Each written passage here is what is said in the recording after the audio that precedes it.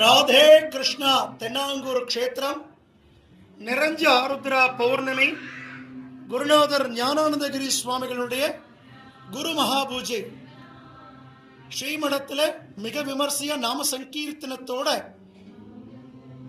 குரு ஆராதனை நடந்துருக்க நம்ம பாண்டுரங்க சுவாமிக்கு பூரணமான வெண்ணெய் காப்பு. எப்படி குருஜி ஆராதனை போது சந்தன காப்போ, சுவாமியினுடைய ஆராதனையும் போது பூர்ணமான வெண்ணெய் அலங்கார். கிட்டத்தட்ட 160 கிலோ வெண்ணெய் பெருமாள் திருமேனில சாத்தின்னு நவநீத கிருஷ்ணனாக திவ்ய தரிசனம் கொடுக்கிறார். ரகுமாயி தாயாருக்கும் பூர்ணமா வெண்ணெயினால அலங்காரம்.